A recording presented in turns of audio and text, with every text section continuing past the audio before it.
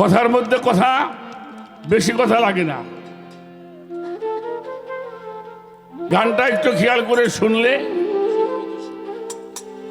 একটা শিশু আগুনের মধ্যে হাত দেয় না বাবা, দেয় না? আগুনের মধ্যে হাত দেয় না, কারণ সেটা ভালো মন্দ সে বোঝে না। যে ভালো মন্দ বোঝে না, হেডা আমি ভালো মতো বুঝি, কিন্তু তুমি ভালো বোঝো মন্দ বোঝো, হ্যাঁ সব বুঝো, কিন্তু ভালো হওয়াটাই বুঝতে চাও না। কেন চাও না?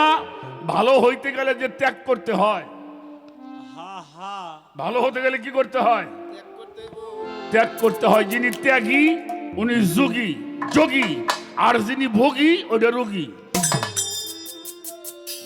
রোগীর তো ওষুধ পানি খাওয়াই লাগবে। এই জন্য আমি যুগে যুগে নবী রাসূল আউলিয়া উলিয়া পাঠিয়েছি। তাদের কাছে বসো, তাদের কাছে যাও, তাদের সঙ্গ লাভ করো, তাহলে নিজের স্বভাব পরিবর্তন হয়ে যাবে। গানটা একটু করি।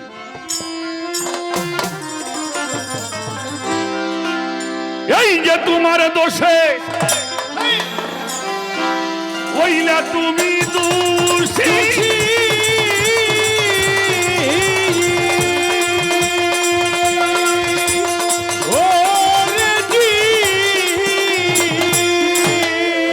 তোমার দোষে তুমি রে দোষী, তাই তো তোমার গলায় ফাঁসি। বিচার হবে কর্ম অনুসার বাদী মন আমার, নির্দোষী মোর বড় আর দিগার, নির্দোষী মোর বড় হওয়ার দিগার গো পাগল মন আমার, নির্দোষী মোর বড় আর দেগায়া। ওই তোমার দোষে তুমি দোষী, তাই তো তোমার গলে ফাঁসি। বিচার হবে কর্ম অনুসার বাদী মন আমার, নির্দোষী মোর বড় আর দিগার বাজার, নির্দোষী মোর বড় আর দিগার বাদী মন আমার, নির্দোষী মোর বড় আর দেগায়া। আস্তে যেই কর্মটা করলে আমি তোমার প্রিয় হতে পারবো, তোমার বন্ধু হতে পারবো, সে কর্মটা আমাদের জানতে হবে। এটা চমৎকার একটি কথা। আমি জানি না বাবা, কোন সন্তানের জন্য বাবা মা কার্পণ্যতা করে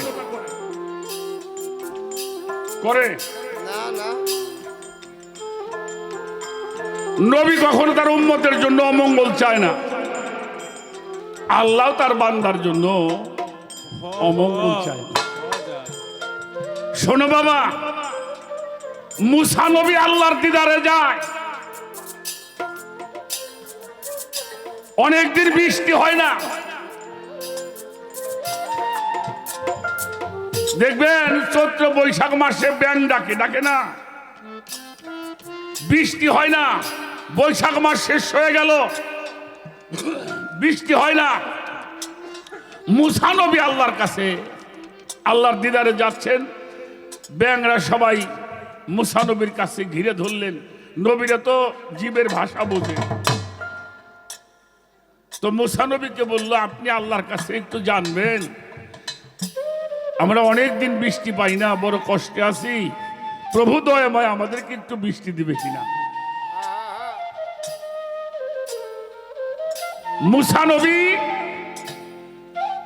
উনি তুর পাহাড়ে ধ্যানে বসে আল্লাহরে বলল, আল্লাহ তোমার কিছু সৃষ্টি, তোমার একটা মাখলুক, এরা বৃষ্টির জন্য বড় কাতর আছে আল্লাহ, ওরা বৃষ্টি চায়, তুমি বৃষ্টি দিবা কবে আমার একটু জানতে বলছে, তো তুমি একটু বলে দাও তুমি বৃষ্টি কবে দিবা, আমি ওদেরকে বলবো। আল্লাহ বলল, মুসা তুমি যে বলবা 6 মাস পরে বৃষ্টি হবে। কথাটা খেয়াল করবেন আমি কি বলি। মুসা নবী যখন আসছেন, আবার সেই ব্যাঙের দল মুসা নবীর কাছে আরজ করলো, হে আল্লাহর নবী মুসা, আমাদের বৃষ্টির কথাটা কি বলছিলেন? মুসা বলল, বলছিলাম। তা আল্লাহ কবে বৃষ্টি দিবে? বলল 6 মাস পরে আল্লাহ বৃষ্টি দিবে।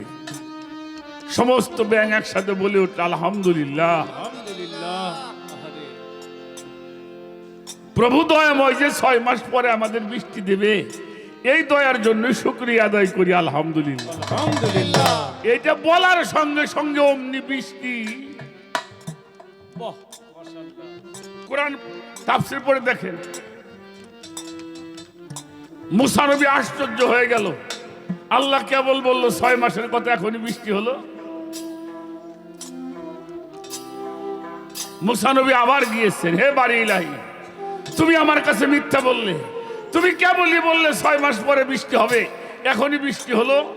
বললো মুসা, 6 মাস পরে বৃষ্টির কথা শুনেও যারা ধৈর্য ধরে আমার প্রশংসা করে, আমি আল্লাহ কি বৃষ্টি না দিয়ে পারি? সুবহানাল্লাহ। শুকরিয়া করো, শুকরিয়া যে প্রভু আমাকে মানুষ কুলে পাঠিয়েছে। এটাই তো সবচেয়ে বড় চাওয়া, বড় পাওয়া। আমার চলার, বলার, ওঠার, বসার, আমার ব্যক্তি স্বাধীনতা, আমার বাক স্বাধীনতা, সমস্ত কিছু স্রষ্টা আমাকে দিয়েছে। শুকরিয়া করো। শুকরিয়া করলে, কারো প্রশংসা না করলে সে তারে কিছু দেয় না, তাই না? এই জন্য তোমার দোষেই তুমি দোষী। ভালো বোঝো, মন্দ বোঝো।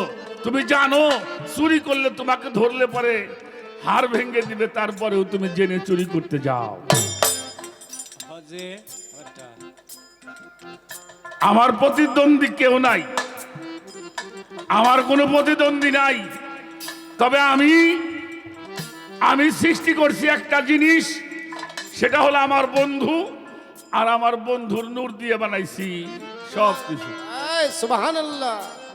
কেউ আল্লাহর নূরে হইল নবী, আর তার নূরে হইল 18,000 মাখলুকাত।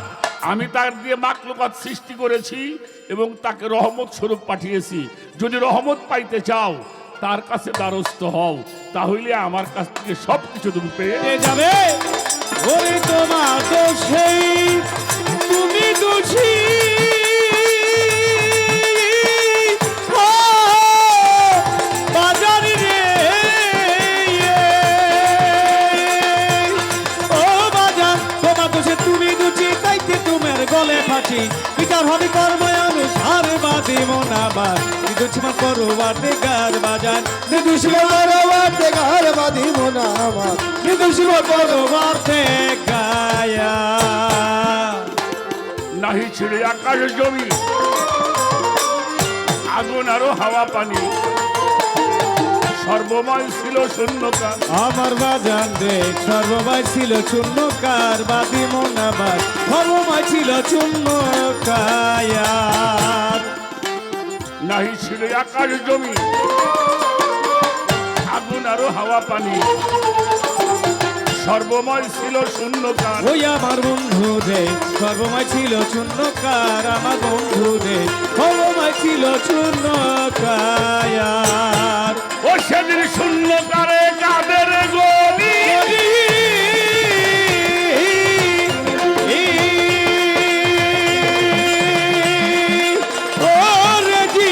শূন্যকারে কাদের গলি অচৈতন্য ছিল তিনি। শূন্যকারে তাদের গড়ে অচেতনা ছিলেন তিনি।